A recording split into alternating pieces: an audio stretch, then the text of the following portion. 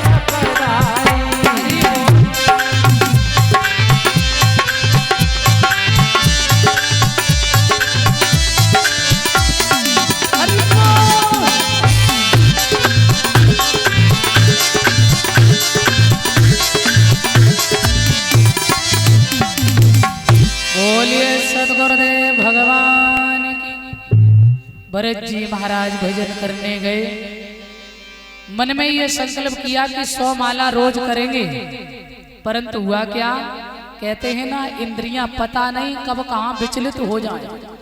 बैठ तो गए भजन करने, एक दिन क्या हुआ, अच्छा गंडकी नदी में खड़े होकर भजन करते, जल में डूब कर, और वहीं एक दामोदर कुंड है, और बताते हैं उसकी ऐसी महिमा है, यदि कोई भी उसमें तुलसी पत्र डाले तो 25 फीट नीचे से आज भी शालिग्राम उसका स्पर्श करते हैं। भरत जी कर रहे थे भजन, इधर एक गर्भवती हिरणी प्यास से बेचैन होकर भागी है। उसने नदी में जल देखा, सोचने लगी इस जल को पीकर मैं अपनी प्यास को शांत करेंगे, परंतु उस हिरणी को एक सिंह ने देखा, बोले इसे खाकर मैं अपनी भूख को शांत करेंगे। पर माँ जो होती है ना, अपने प्राणों की चिंता नहीं करती है, हे प्रभु मेरे बच्चे को कुछ न हो। माँ की ममता बड़ी विलक्षण होती। जैसे सिंह ने दहाड़ लगाई, हिरणी समझ गई ये मेरे बच्चे को जीवित नहीं छोड़ेगा, मैं तो जाऊंगी, परंतु अपने बच्चे की तो सुरक्षा कर दे। तो उसने जोर से छलांग लगाई हिरणी ने, तो क्या हुआ,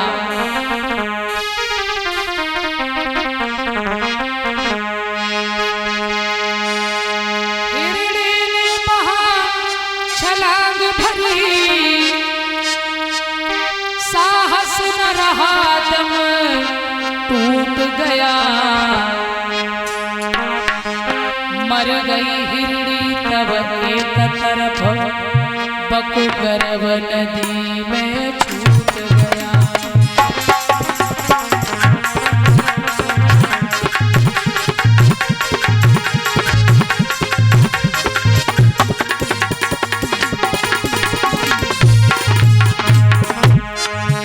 मर गई हिरणी तब एक तरफ, बकु गर्भ नदी में छूट गया।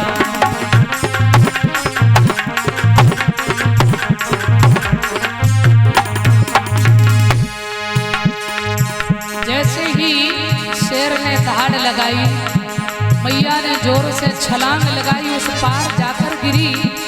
कुछ शेर का भय, झटका लगा, गर्भ से शिशु बाहर गिर पड़ा, जल में बहता हुआ जा रहा है।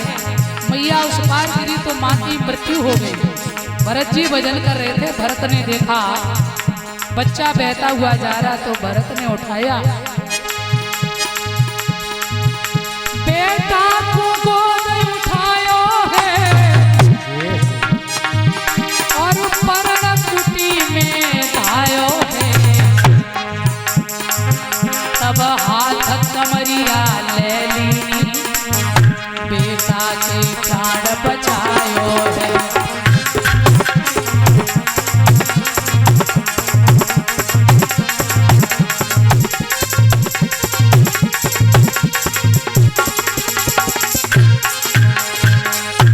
भरत जी ने उठाया, सोचने लगे इसकी माँ की मृत्यु हो गई, अब बच्चा को देखो माला कर रहे थे, गए थे राम भजन को, औंकल लगे कपास। तभी कहते हैं देखना इंद्रियों के न घोड़े भगे, इनमें हरदम ये संयम के कोड़े लगे। पता नहीं कब कहां लेकर डूब जाए इंद्री। पर्णकुटी में आए, कमरिया उड़ाई, बच्चे की सर्दी दूर की, उसके भरण पोषण में लग गए। अब भजन तो छूट गया और अब बच्चे में मन लग गया। एक समय वो आया है कि 100 की जगह 20वीं माला न बची। धीरे धीरे धीरे बच्चा बड़ा हुआ, इतना प्रेम इतना मोह कि भजन तो साइड में, अब तो उसी में लग गए। एक दिन हिरनियों का झुंड आया, बच्चा उस झुंड में चला गया। भरत जी को इतना दुख हुआ, चारों तरफ ढूंढे, अंत में उस बच्चे के प्रेम के कारण अपने प्राणों को त्याग दिया। कहते हैं अंत मति सो गति, मरते समय जैसा सोचो मिलता है। बन गए हिरण। इसीलिए कहते हैं कि भगवान का नाम लेने की इस रचना को आदत डाल दो। चलते फिरते खाते पीते सोते जागते इस रचना से भगवान का नाम लेते रहो, क्योंकि अंत समय जब आए तो ना चाहकर भी इस रचना से हरि का नाम निकले तो समझ लेना आपका कल्याण है। और ना तो नाती कहेंगे बाबा राम राम कहो, और बाबा की तो गलगल होएगी, बाबा के मोहते राम को नाम, हाँ बहुत मुश्किल। इसलिए अभ्यास रखो, अभी से करते चलो, फिर तो बिना चाह भी नाम निकलेगा अपने आप। ये भजन होना चाहिए। धीरे धीरे समय हुआ, जंगल में एक दिन आग लगी। भरत जी ने हिरण का भी पीछा छोड़ दिया, प्राणों को त्याग दिया। ब्राह्मण कुल में जन्म लिया, आंग्रश गोत्र के ब्राह्मण किया। उनकी 2 पत्नी हैं, एक से और बेटा, एक से भरत जी महाराज। तो सौतेले भाइयों ने जब देखा भरत जी बड़े हुए, पिता ने सोचा कि ये इसकी मस्तिष्क रेखा बड़ी सुंदर है, बड़ा होनहार बालक है, तो बोले एक दिन गायत्री मंत्र दिया, बेटा 2 घंटे में ये सुना। भरत जी ने सोचा कि 2 जन्म तो व्यर्थ हो गए और ये भी बेकार हो जाएगा, याद होते हुए भी नहीं सुनाया। पिता ने कहा अरे मैं तो सोच रहा था ये बड़ा विद्वान होगा, परंतु इसकी बुद्धि तो जड़ हो गई, तो नाम रख दिया जड़ भरत। बोलिए भरत जी महाराज की। 3 भरत हुए हैं, एक कैकेयी पुत्र भरत, एक दुष्यंत पुत्र भरत और एक ये जड़ भरत। इनके नाम पर हमारे देश का नाम पड़ा है भारतवर्ष, और ये ऋषियों की तपोभूमि है। एक दिन भाइयों ने कहा घर में पड़े रहते, जाओ खेतों में चिड़ियां भगाओ। तो भरत जी महाराज ने कनस्तर हाथ में लिया, पहुंचे। जो भगवान का भक्त हो तो वो तो जहां बैठेगा वहां भजन ही करेगा। हमें ये लग रही कि महेश भैया ज्यादा आज आराम करके आए। बोल गोविंद भगवान की, ज्यादा आराम करके आए। सो निंद्रा देवी पीछे नहीं छोड़े हमें। बोल गोविंद भगवान की। तो मेरे भगवत प्रेमियों, भरत जी बैठ गए और हरि का चिंतन कर रहे हैं, भजन कर रहे हैं। चिड़ियां खेत में चुंग रही है। भरत जी ने सोची राम की चिड़ैया राम ही के खेत और चुल्ले चिड़ियां भरे भरे पेट, नारायण हरि। भाइयों ने जाकर देखा तो चिड़ियां भरी और भरत जी भजन कर रहे। नाराज हो गए, निकल जाओ यहाँ से, तुम्हें हमारे घर में रहने की कोई आवश्यकता नहीं है। क्यों? अरे खेत में चिड़ियां भरी हो, तुम यहाँ आनंद ले रहे, भजन कर रहे हो, तुम्हारे लिए इस घर में जगह नहीं, जाओ जहाँ इच्छा हो। तो कहते हैं भरत जी को कष्ट नहीं हुआ, बहुत खुश हो गए। ये संतों के लक्षण होते हैं। कई परिवार वाले ज्यादा प्रेम करोगे, ये पक्की बात है कि जब परिवार के तुम्हें ज्यादा प्रेम करें तो तुम समझ लेना भगवान तुमसे दूर है। अभी ये बात मैं आपको बता दें। और जिस दिन परिवार के आपको धुतकारने लगे, जब तक घर में मन है, परिवार में प्रेम है, तब तक समझ लेना और जीवन में ज्यादा सुख है। तो कहीं न कहीं अभी कमी है जीवन में। कि हमारे प्रभु कहते हैं, और जब जीवन में संकट आए तो समझ लेना कि अब तुम्हारे पाप कम हो रहे हैं। और जब जीवन में ज्यादा सुख आ जाए तो कहीं न कहीं पाप अपना काम शुरू कर देते हैं। और जब कष्ट जीवन में आए तो समझ लेना पुण्य बढ़ रहे हैं। कुंती कहती है, सुख के माथे सिल पड़े जो हरि हृदय से जाए। संकट कभी आए तो घबराना नहीं, उसमें भी हरि है। तो मेरे भगवत प्रेमियों,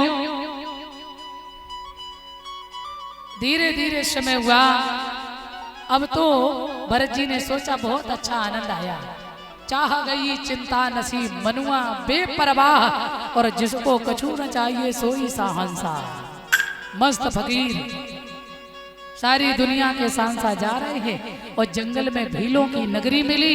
भीलों ने भरत की बलि चढ़ानी चाहिए, परंतु कहते हैं जो भगवान का भक्त होता है ना, उसकी रक्षा प्रभु स्वयं करते हैं, उसे चिंता नहीं। कहते हैं मैया प्रकट हुई, भीलों को दंडित किया, भरत की रक्षा की। अब भरत जी भजन में बैठे हैं। शौबीर देश का राजा रहुगढ़ आया पालकी में सवार होकर। एक कहार पड़ गया बीमार, तो उन्होंने पालकी को रख दिया और बोले महाराज क्या बात, एक कहार बीमार हो गया। बोले तो ये सब हमारी प्रजा है, हमारा राज्य, जाओ जो भी तुम्हें मिल जाए उसे लगा लो। और कोई नहीं मिला, भरत जी मिल गए। भजन में संकट बहुत आते, बड़ी बाधाएं आती हैं। भरत जी महाराज को पकड़ लिया, पालकी में लगाया। भरत ने सोचा, अरे भैया हम तो आए थे भजन के लिए, और तुमने आज भी मुझे हटा दिया। हे प्रभु ये क्या है सब, हमारा अब जीवन व्यर्थ मत जाने देना। हे गोविंद रक्षा करो मेरी प्रभु। थोड़ा नीचे देखकर भरत जी चल रहे थे, कहीं पैर से चीटा चैटी दब के ना मर जाए, जो पाप है जाए, जीव हत्या। देखा सो चींटियों का झुंड, लगाई छलांग, रहुगढ़ का सर लगा पालकी में। अरे क्या बात है, पालकी चलानी नहीं आती? महाराज हम लोग तो सही से चला रहे, जे महात्मा जो हमें लगाओ ना, जे थोड़ी सी कछु, हाँ यही कर रहा है। फिर चल दिए, फिर आगे बढ़े, फिर चींटियों का झुंड आया। भरत जी ने लगाई छलांग, फिर सर पालकी में लगा, तो रहुगढ़ ने पालकी रगवा दी और कहा क्या दिखने में इतने मोटे तगड़े लग रहे हो, और ये पालकी तुमसे नहीं चल रही है, तुम्हारी ऐसी चिकित्सा करेंगे, है? ऐसा दंड देंगे जो जीवन भर याद रखोगे। भरत जी ने सोचा यदि मैं आज नहीं बोला तो इस राजा का जीवन अंधकार में चला जाएगा। अब सर पे पालकी है और कोई अपमान करे तो तुम गीता के उपदेश थोड़े ही करोगे। परंतु ऐसी विषम परिस्थिति में ये सुंदर आत्म उपदेश करना भरत जी के सिवा किसी और की क्षमता नहीं थी। भरत जी ने कहा, हे राजन आपने क्या कहा, मोटा तगड़ा? तो इसका उत्तर है कि मोटा होना पतला होना ये शरीर का धर्म है, मेरा नहीं। तो रहुगढ़ बोला, फिर आप कौन है? भरत जी बोले, जो तुम हो सो हमें। रहुगढ़ पड़ गए चक्कर में। अरे महाराज मैं समझ नहीं पाए, आप कौन हैं? बोले आप भी एक ईश्वर के अंश और हम भी ईश्वर के अंश हैं। आपने कहा ऐसी चिकित्सा करेंगे जो जीवन भर याद रखोगे। महाराज जिसकी तुम चिकित्सा करोगे ना, जिसे तुम दंड दोगे वो मैं नहीं हूं, और जो मैं हूं उसे दंड देने की तुम्हारी कोई औकात नहीं है। बोले फिर? बोले महाराज ये वेदांती भाषा मुझे समझ में नहीं आ रही है, आप कौन है? बोले मैं भरत नहीं हूं, तो मैं केवल ईश्वर का अंश हूं और तुम भी ईश्वर के अंश हो। ईश्वर अंश जीव अविनाशी, आप भी ईश्वरंश, हम भी ईश्वरंश, जो तुम सो हम। चरणों में गिर पड़े राजा रहोगढ़, कहने लगे क्षमा कर दो भगवान, मैं नहीं समझ पाया, चूक हो गई। उसी समय संत तो ऐसे होते हैं, समाधान करते हैं। 28 नरकों का वर्णन सुनाया है भरत जी ने राजा रहोगढ़ को, और सुंदर उपदेश किया है, सुंदर आत्मोपदेश। तो कहते हैं रहोगढ़ ने पालकी छोड़ दी, जंगल में भजन किया और अंत में भगवान को प्राप्त किया।